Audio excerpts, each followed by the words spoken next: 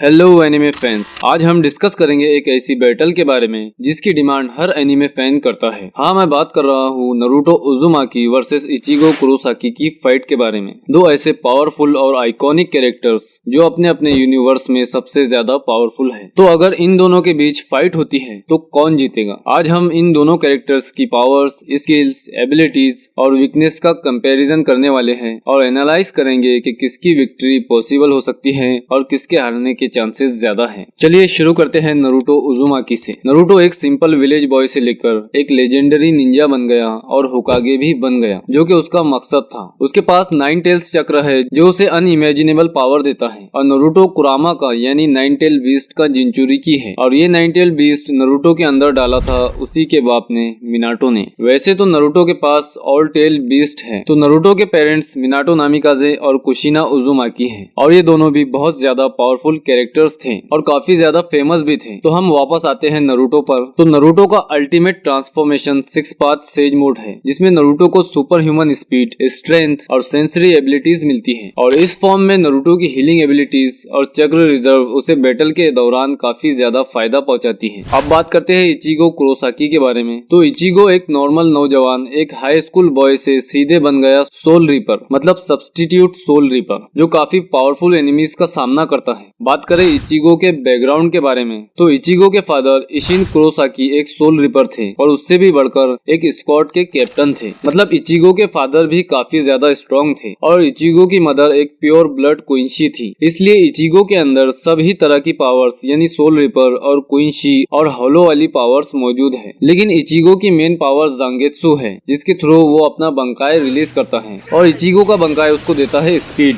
और उसकी पावर्स को बूस्ट करता है। इचिगो के पास होलोफिकेशन की पावर भी है, जिसमें उसकी बॉडी काफी डिस्ट्रक्टिव बन जाती है और जब वो अपने गेत्सुगा तेंशो का यूज करता है तो वो एनिमीज को एक डिस्ट्रक्टिव ब्लो दे सकता है। यानी इचिगो का गेत्सुगा तेंशो काफी ज्यादा तबाही मचा सकता है। अब बात करेंगे दोनों कैरेक्टर्स की पावर्स एंड एबिलिटीज के बारे में। तो बहुत सारे एनिमे फैंस का फेवरेट कैरेक्टर नारुतो है और नारुतो के नाम से कमेंट सेक्शन भी भरा पड़ा है। तो पहले बात करते हैं नारुतो उज़ुमाकी की पावर्स के बारे में। नारुतो का 9 टेल्स चक्र उसे इमेंस पावर और चक्र रिजर्व देता है, जिससे वो देर तक चलने वाली बैटल्स को इजीली हैंडल कर सकता है। यानी नारुतो को लॉन्ग लास्टिंग भी कह सकते हैं। इसके बाद आता है नारुतो का सेज मोड। तो सेज मोड में नारुतो की सेंस करने की एबिलिटी एनहेंस हो जाती है और वो ओपोनेंट के मूव्स को भी प्रिडिक्ट कर सकता है। रसिंगान और उसके वेरिएशंस जैसे जायंट रसिंगान और रसिन शुरिकेन उसे रेंज अटैक्स में एडवांटेज देते हैं। इसके बाद आता है बारियोन मोड फॉर्म। तो ये फॉर्म नारुतो का फाइनल और सबसे ज्यादा स्ट्रॉन्गेस्ट फॉर्म है और ये फॉर्म कुरामा की लाइफ फोर्स को कंज्यूम करता है, यानी उसकी जिंदगी को खाता है, कम करता है। इसलिए इससे किया गया हर हिट एनिमी की लाइफ स्पैन को कम करता है। इसकी स्ट्रेंथ और स्पीड अनइमेजिनेबल है। तुमने देखा ही होगा जब नारुतो बारियोन मोड में फाइट कर रहा था तो वो मोमेंट गूज बम्स वाला मोमेंट था। और नारुतो के पास हर टेल बीस्ट का चक्र भी है, जिससे नारुतो की वर्सैटिलिटी भी बढ़ जाती है। मतलब वो किसी भी चीज को अडेप्ट करने के काबिल बन जाता है। और लास्ट में है हीलिंग फैक्टर। तो नारुतो की रीजनरेटिव एबिलिटी उसे डीप इंजुरीज से रिकवर होने में हेल्प करती है। और लास्ट में है नारुतो के पास एक स्ट्रेटेजिक माइंड, क्योंकि नारुतो ने बहुत ज्यादा स्ट्रगल किया है और बहुत ट्रेनिंग के बाद नारुतो इस मुकाम पर पहुंचा है। और नारुतो की फाइट्स से हमें पता चल ही जाता है कि नारुतो कितना स्ट्रेटेजिस्ट है। तो ये हो गई नारुतो के पावर्स की डिटेल्स। अब बात करते हैं इचिगो की पावर्स के बारे में। तो सबसे पहले है इचिगो का बंकाई टेंसा जांगेत्सु।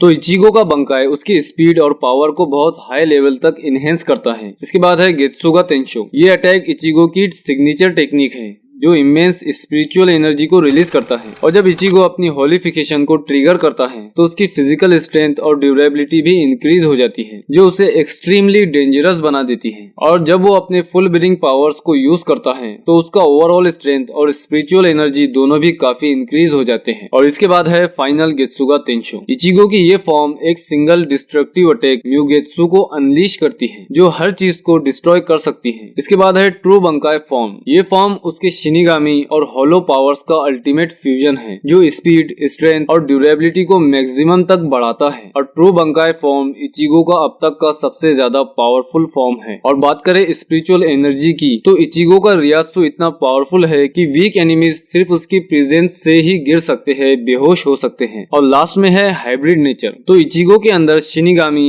होलो, कोइंशी और ह्यूमन सबकी पावर्स का मिक्स होने से वो अनप्रिडिक्टेबली स्ट्रॉन्ग हो जाता है। तो ये है इचिगो की लगभग सारी पावर्स। अब बात करते हैं स्ट्रेटेजिक एडवांटेज की। तो नारुतो का कॉम्बैट स्टाइल स्ट्रेटेजिक है। वो अपनी इंटेलिजेंस और चक्र रिजर्व का यूज करके फाइट को अपने फेवर में टर्न कर सकता है। और नारुतो अपने शेडो क्लोन्स का भी यूज करता है जो उसे एक टाइम पे कई सारे अटैक्स करने की एबिलिटी देता है। पर इचिगो काफी डायरेक्ट और अग्रेसिव फाइटर है। वो अपने एनिमीज को क्विकली डिफीट करने के लिए अपनी पावर को एक्सट्रीम लेवल पर यूज करता है। लेकिन कभी कभी इचिगो अपनी मेंटल स्टेबिलिटी को लूज कर सकता है जो उसकी परफॉर्मेंस पर अफेक्ट कर सकता है। अब चलिए दोनों की वीकनेस और लिमिटेशंस को डिस्कस करते हैं। नारुतो की मेजर वीकनेस उसकी चक्र लिमिट्स है। अगर वो ज्यादा चक्र यूज करता है तो वो एक्सॉस्टेड हो सकता है। इचिगो की वीकनेस उसकी होलो साइड को कंट्रोल करना है। अगर वो अपने इमोशंस को लूज करता है तो उसकी पावर्स अनस्टेबल हो सकती है। इसके अलावा उसका स्पिरिचुअल एनर्जी भी लिमिटेड है जो अगर ओवर यूज हो जाए तो वो भी एनर्जी डिप्लेशन का शिकार हो सकता है। तो अब सवाल है कि कौन जीतेगा। अगर बैटल शॉर्ट ड्यूरेशन में होता है तो नारुतो